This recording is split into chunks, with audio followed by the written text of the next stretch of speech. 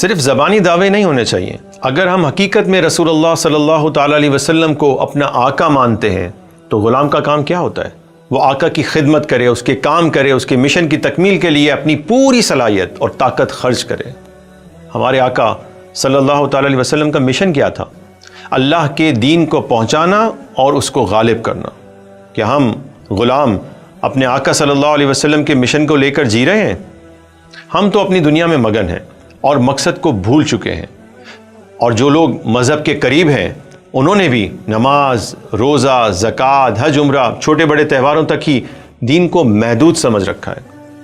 ہر ایک نے اپنے لیے ایک خاص لینس بنا رکھا ہے اور وہ حضور علیہ الصلوۃ والسلام کی حیات طیبہ کو بھی صرف اپنے من پسند لینس سے دیکھنا چاہتا ہے.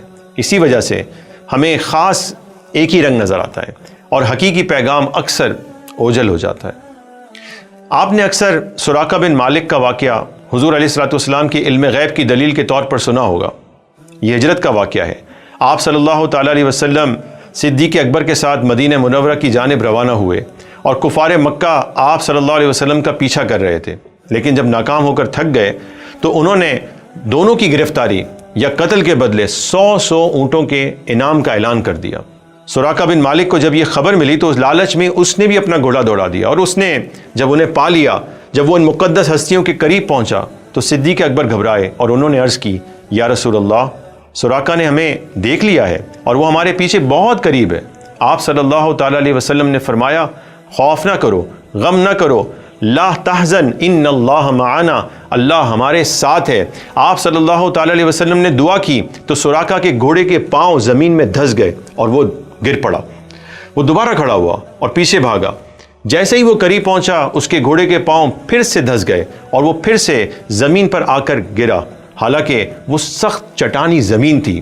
اب وہ سمجھ گیا کہ اللہ کی تائید ان ہستیوں کے ساتھ ہے، یہ یقیناً اپنے مقصد میں کامیاب ہوں گے. اس نے عرض کی، میں معافی چاہتا ہوں، میں آپ کا پیچھا نہیں کروں گا، نہ ہی میں کسی کو آپ کے بارے میں خبر دوں گا. برائے کرم مجھے لکھ دیں کہ آپ نے میرا قصور معاف فرما دیا ہے، مجھے امان لکھ دیں.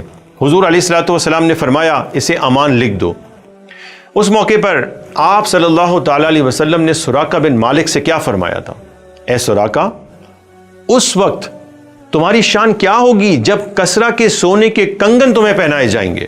سراقہ حیران ہوا، فارس کے شہنشاہ کسرا بن ہرمز؟ حضور علیہ السلام نے فرمایا، ہاں، وہ وقت گزر گیا. حضور علیہ الصلوۃ والسلام کا ظاہری وصال ہو گیا. خلیفۃ الرسول صدیق اکبر کا دور بھی گزر گیا. پھر حضرت عمر کے دور خلافت میں فارس یعنی ایران کو مسلمانوں نے فتح کیا اور جب مال غنیمت کے سامان میں کسرا کے سونے کے کنگن حضرت عمر کے سامنے لائے تو آپ نے حکم دیا، بلاؤ سراقہ بن مالک کو اور پہناؤ اسے یہ کنگن. آج میرے آقا کی بات پوری ہو گئی. یقیناً یہ حضور صلی اللہ تعالیٰ علیہ وسلم کا معجزہ ہے اور آپ کو اللہ کی جانب سے عطا کیے گئے علم غیب کے ہونے پر ایک بڑی دلیل بھی ہے. لیکن اس واقعے کا ایک عظیم پیغام جو صحابہ نے وصول کیا، اس کی حفاظت کی، اس مشن پر اپنا سب کچھ قربان کر کے اسے آخر کار پورا کیا، وہ پیغام ہم نادانوں کو سمجھ نہیں آیا. کیوں؟ کیونکہ ہم صرف اپنے من پسند لینس سے ہی دین کو دیکھنا چاہتے ہیں. اب ذرا غور کریں، اس وقت کی صورتحال کیا تھی؟ دشمن پیچھے تھا، بے وطنی کی کیفیت تھی، اسلام قبول کرنے والے افراد کی تعداد مختصر تھی، نہ کوئی ریاست تھی، نہ کوئی لشکر تھا. پیارے آقا صلی اللہ علیہ وسلم کی اپنے مقصد غلبہ اسلام کی طرف نظر دیکھیں، عزم مصمم دیکھیں، لانگ ٹرم پلاننگ دیکھیں، اللہ کی ذات پر پہاڑ سے عظیم بھروسہ دیکھیں.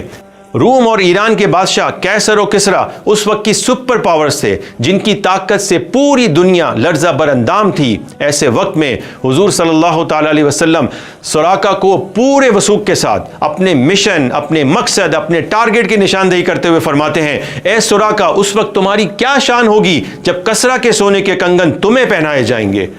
گویا کہ حضور علیہ الصلوۃ والسلام نے صدیق اکبر کو یہ میسج اور یہ ٹارگٹ دیا اور انہوں نے اپنی جدوجہد جاری رکھی، صحابہ کو اس مشن کے لیے تیار کیا اور آخر کار حضرت عمر فاروق کے دور خلافت میں یہ کام پورا ہوا اور اس وقت کی سپر پاور فارس کے شہنشاہ کسرا کو ختم کیا گیا. یہ تھے آقا کے سچے غلام. اگر ہمیں بھی آقا کا سچا غلام بننا ہے تو اپنی زندگی کا مقصد حضور علیہ الصلوۃ والسلام کے مشن اقامت دین، نفاذ دین اور غلبہ دین کو بنانا ہوگا۔ یہی مشن ہمارے آقا نے ہمیں دیا ہے، اور یاد رکھیں جب تک مسلمان اس مشن کے ساتھ نہیں جڑیں گے دنیا میں باوقار نہیں ہو سکتے۔